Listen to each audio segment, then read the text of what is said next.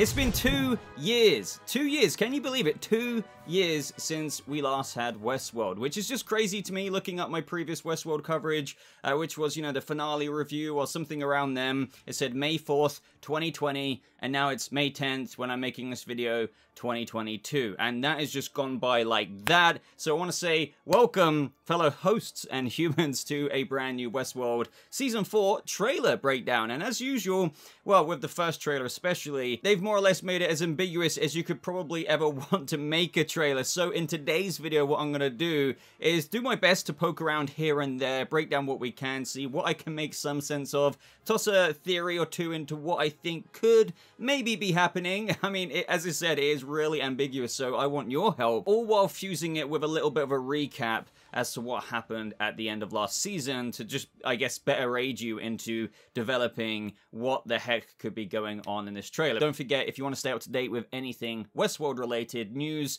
trailer breakdowns, episode reviews, do subscribe to the channel. Double check if you aren't subscribed already, and a like would always be appreciated if you do go on to enjoy this video. So we can't forget that last season was about overcoming Rehoboam and how that was controlling humanity, taking away their ability for choice, almost dictating their lives as though humans were like that of hosts within Westworld with somewhat of this preset laid path before them. Basically a disguised loop and narrative for the human race. And even though last season we had Dolores walking the line, if you will, of is she going to go bad or not, we learned by her very ending scenes in the season, and I guess what you could call a death scene, even though we kind of see her pop up in this. Of course, Evan Rachel Wood was going to come back. But I just remember the finale opened up with that dialogue from Dolores saying that she was taught to see the beauty, but that was a lie. And when she saw the world for what it really was, she realized how little beauty was within it. But then, just to refresh your minds, by the end of the episode, when we had somewhat Maeve talking to Dolores in that little dreamscape, if you will, it showcased how she thought there was indeed beauty, and instead of giving up on that for the human race, she hopes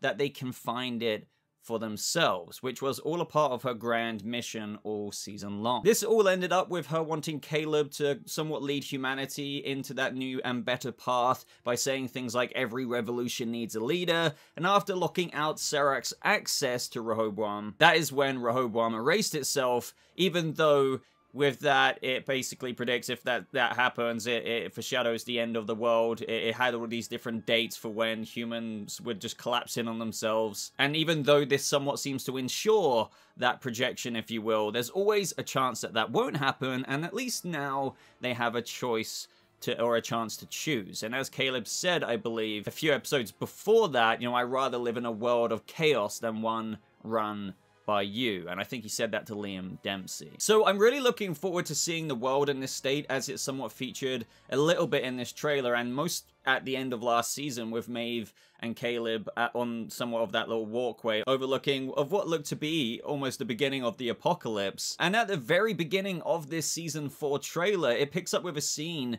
of Maeve wandering, somewhat all by herself. But then we also see Caleb. Now he looks like a little bit more run down, you could say. He's grown out his hair and his beard, and despite the revolution leader that Dolores somewhat put him up to, seeing this with, is that like a little worker helmet next to him? Maybe it's meant to look like that, but I can't 100% guarantee if that is. This whole scene somewhat mirrors that very trailer we got for season 3, where we saw him working alongside his little robot buddy. This is probably just one of those scenes that I don't want to read too much into, because it probably is just him chilling, and it's just meant to mirror his working days of where he was stuck in that job and couldn't get anything too much more than that, because the system just had that in place that he couldn't climb the ladder, so to speak. But I do want to speculate just slightly that it makes me feel as though maybe Caleb didn't want this responsibility, and that perhaps the human race would find its own way, and maybe there's just some hesitancy there before the plot inevitably drags him back in, with him just needing to get involved with the events to come. And some of those events look pretty crazy. So it looks like there's going to be some tense-ass moments. I mean, of course, this is Westworld, an HBO show. There's always usually moments that involve someone like this screaming. Yeah. That being said, with Maeve and Caleb initially being, at least them just showing, and this is why I don't want to read too much into this, because this just does seem like a little montage sizzle reel kind of trailer. You can't really be like, oh, this means that Maeve and Caleb are completely separated. This could be two completely different parts of the season. But anyway, as I said, that being said, later on in the trailer, we do see Maeve and Caleb working together as they approach this very old record player, and I wonder who left it there. It's like they're following a sequence of events. Maybe you could say Halloris left it for them there, and then it leads to another bit where they find this elevator that takes them down to this other place. I'm wondering if they're in a whole new world as well, because we see something like that, which I'm about to speak about. Ultimately, I'm looking forward to Maeve and Caleb having like this consistent interaction now this season. Last season, obviously, it was Dolores and Caleb, but now we have a little bit of a new duo to work with, although Dolores doesn't seem to be missing from, you know, Westworld, the show, all that much anyway. We also have new locations this season, such as New York, and it also looks as though we're heading back to Westworld quite a bit, of which I think fans have been desiring for quite some time. I mean, I know we've been there a little bit here and there, but not as much as what hopefully this trailer gives off the vibes, as though like we could be there for some more time. Such as we're seeing this train moments in where guests get to choose their outfits and weapons again. Even William in the Man in Black mode shooting someone. I do wonder if there's going to be a bit of timey-wimey stuff, different timelines this season as well, showing different parts of what William in the past or even in the future. Same with Bernard, and we're about to get to some of that as well. Again, it's kind of hard to tell exactly what is going on with this trailer. But going back to that new parks comment, I do wonder if we see something like that in this moment, since much later it seems like there's a mafia-like moment, if you will, where this guy in a top hat just like say hello to my little friend and starts spraying this guy, and the guy who's just taking all of those bullets seems to be in a little bit of a classical New York setting. You know, you see the old cars, the old somewhat neon signs. Perhaps since we're in New York a bit this season in present day in the real world, guests can maybe as well experience some of the old New York. Just a wild shot there, would love your thoughts, but you know, it wouldn't surprise me since we do dabble in other bits and other worlds each season, so something like that with that experience being offered within New York seems like it would make sense. Now, another little refresher is that we can't forget that all of Dolores's memories were deleted from her host control unit by Serac, leaving literally nothing left, so it's effectively just killing her. Like, imagine everything about you being deleted, you're nothing more than just a drone. With Bernard towards the end not being able to even sense Dolores, which further somewhat solidified that she was truly gone, but in this trailer, it looks like Evan Rachel Wood is still popping up. But in what capacity? Again, the ambiguous trailer is giving me ambiguous thoughts. It's really hard to see what they're going for here. But we do see after that clip of Caleb earlier that there's this woman standing in front of this house. Now, this is Dolores, I'm pretty sure, because she's got the same kind of reddish hair, the same outfit as what we see of the Dolores reveal later on as she's walking up the steps, and when the music really like cuts out, and that was pretty cool because they know it's kind of, it's not like a proper mic drop moment, but it's like, hey, I'm back. And what you have to truly wonder now is that, is this another copy of Dolores that maybe we just somehow didn't account for? Or is it something like that of a flashbacky thing? Or is it like Dolores just entering a Dolores copy body? But I don't think that's the case. More on Charlotte Hale Dolores in a moment. And going back to that moment when Dolores was walking up those steps and she does the little, oh, you know, back to the camera. She could be walking out of the entrance to where guests arrive at Westworld as they get to prep in, put their ticket in, and, you know, get ready to go into the park, because we hear audio from this guy going down the steps saying, this place is wild, I can't believe this is your first time. Like, it's like a group of friends are going into the park and just boasting, saying like, oh man, I can't believe you've never been here before, like this place is wild. So with that making me pretty comfortable that that's Dolores walking out of where people are going in, like, you know, citizens going into the Westworld Park, getting ready to punch their ticket. You could either call this a flashback, but then I don't see why Dolores would be walking out literally into the real world. Yes, I know we've had Dolores in the real world in the past, like quite heavily into the past when William was young, but to be walking out like this, who knows there, like, unless there's a character behind her, like Arnold or someone like that, guiding her, it seems as though she's alone. So unless there's some period where Dolores did that in the past all by herself, you know, we're gonna have to wait and see. Or somehow it could just be like there was some backup of another backup of a version of Dolores that's been put onto another host control unit. I don't know. I feel like that would somewhat regress the sacrifice that Dolores went through at the end of season 3. Like, she truly, yes, she walked the line of doing some shady things, but it was all in an effort to give humanity the chance to choose. And the fact that humanity was capable of showing and creating things like beauty because they made the hosts, she wanted to give that to the world again. So to just pop up and be like, hey, I'm back, but I'm not me, I'm just like an earlier version of me, I really don't know. Either way, though, it seems that with Rehoboam deleting itself and everyone getting a version of their own file of what they could read with their own predictions, it doesn't stop people who seek the thrill and entertainment of Westworld from carrying on to buy park tickets and do what they do in Westworld. Now, in this moment, I have an interesting theory. It opens up some doors, but then again, within the door, it's just fog because it's still not clear from this trailer. But after this, we see something roll on the floor, and I'm unsure as to what exactly it is. Initially, I thought it was like, is this like a shotgun shell or something like that? But it doesn't appear to be. But either way, we have someone pick it up, and I'm wondering if this is the Man in Black, or it could be, considering the way it was picked up, likened to that of the can that rolled along the floor of when the young William picked it up and offered it to Dolores in season 1. A moment that's been replayed quite a few times throughout the seasons of Westworld. So now I'm thinking, if this is William, a younger William picking it up, what does that mean? Is this a flashback? Again, going more into that flashback theory of how the redhead Dolores could be that. This moment really does mirror that because you have the person pick it up, it then cuts to Evan Rachel Wood's Dolores' face looking at the person. So again, my money is on a young William here. You could argue, what if Dolores is now creating a young William clone? So that could be somehow in some way in how this is the present day in New York in the real world. But again, I leave those thoughts with you. I'm not sure who the character is right next to Dolores. I may be forgetting. Do correct me down in the comments below if I am. I do obviously expect new characters this season. Now, speaking of Dolores, sometime later in the trailer, we do see her underneath some water, and this just kind of reminds me of perhaps a host being made.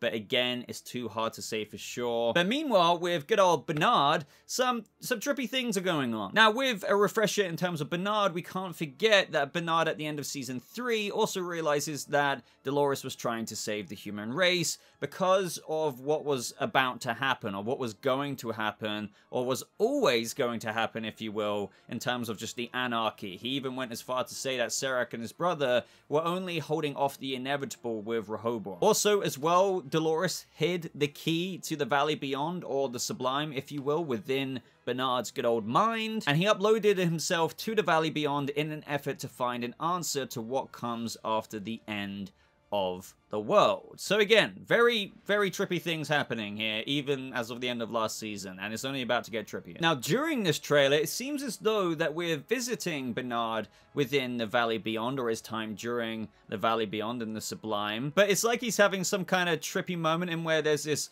white horse in the background by this tree, and then there's this like biblical, you know, bush slash tree, well, the tree getting on fire, godlike moment in where Bernard is just like, whoa, what's going on here? I will leave you to speculate what the heck that could mean, because for now, who knows what that means. But technically, this is the host's own little place, so maybe they're the gods of their own little place and they can do things like that. But also, don't forget that when we picked up with Bernard at the end of season 3, after having entered the Valley Beyond, he was there for so long that when we cut to him in present day, it was like there was 20 tons and sheets of dust over that hotel lobby, just completely covered in like a yellow, huey, filtery dust. And connecting that with some other bits that we see in the trailer, we do see that he goes back into the offices of the park, as we see him looking around there, and I can't exactly make out who he's with here. I don't think it's Maeve.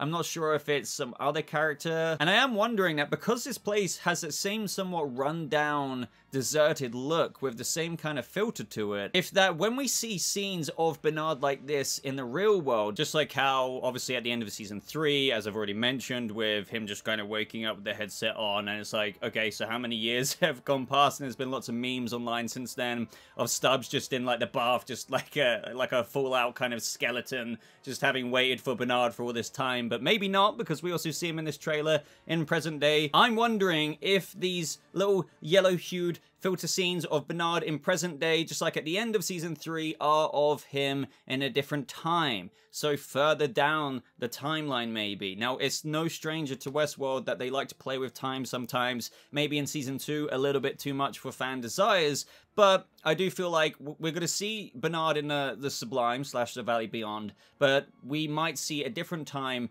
than that of where Caleb and Maeve are in present day, with Bernard in the future when he wakes up. But I could be wrong about that, but I would love your thoughts on that. Now, in terms of Charlotte Hale Halloris, a little bit of a refresher with her, a version of Dolores who has gone pretty rogue, and with the loss of her family last season, she came out of that much colder and very jaded, if you will, especially when Dolores was kind of getting rid of, or just viewed the other copies of herself as expendable. Going as far to say that her family who died, the Charlotte Hale family, if you will, of whom this copy of Dolores Halloris became attached to, said that they were a weakness and something that she needed to shed. And that's where she went full-on villainous and looks like she's going to be possibly the antagonist of this upcoming season, because she has plans of her own, and we can't forget how those involve the Man in Black. Now, to slightly refresh you on that, because there's a lot of information here that we need to bear in mind when looking at this, we can't forget that William went to the Delos International building in Dubai, since in his mind, we can't forget he kind of wants to save the world now, and he feels as though this is where the hosts have set themselves up to breed, so he kind of barged his way down there, and he wasn't really wrong, because he goes to the lower levels of the research lab,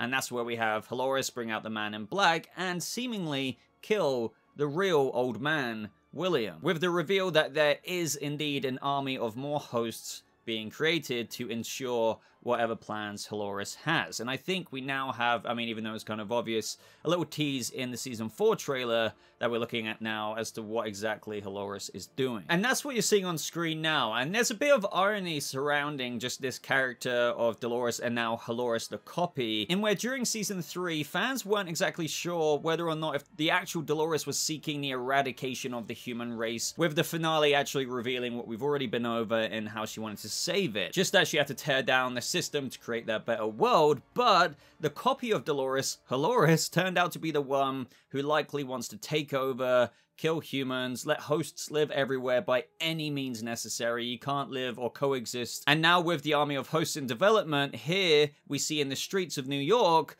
all of these people dancing, with Halloris kind of gesturing, shh, don't tell anyone, mate, to Old Man William. Now, whether that is the real Old Man William who somehow survived his neck being cut, or if it's just a copy of William who, don't forget that even if a host of William is made, he still kind of has that personality, even though he could be controlled, but maybe Halloris wants to show around the new host William, and something is going on with that, and he just kind of needs to be brought into the fact that, hey, I'm a host, okay, I will work for you, Halloris.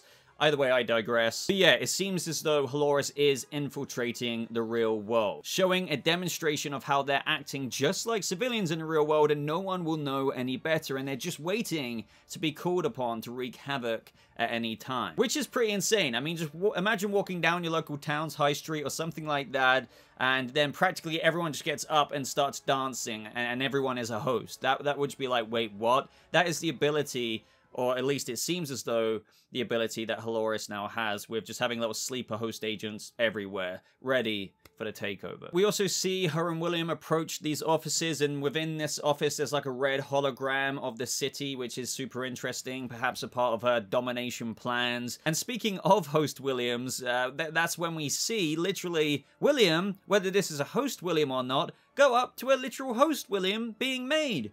What's going on? Just William, I don't know. And then, more William, we see William trolling Stubbs in the trailer. Perhaps we have him sent after Stubbs to learn the location of Bernard. Because don't forget, it's only probably helpful to Halloris to get the access and the key that Bernard has to the Sublime and bring everyone back from that into the real world that she's getting ready for them by killing humans and taking over cities by any means necessary. Now, this is where we get a little trippy scene of Clementine, and it seems that this character is absolutely terrified of what she is about to do, and perhaps what she's already done, because I'm pretty sure that this blood isn't her blood, and that Clementine probably already wrecked the person who was sat across from her on that dinner table. So who knows what's going on here, really. As the trailer comes to a close, I love how they do this. The song and its lyrics mirror the state of how things are transpiring in the story of Westworld, and it gets somber and somber,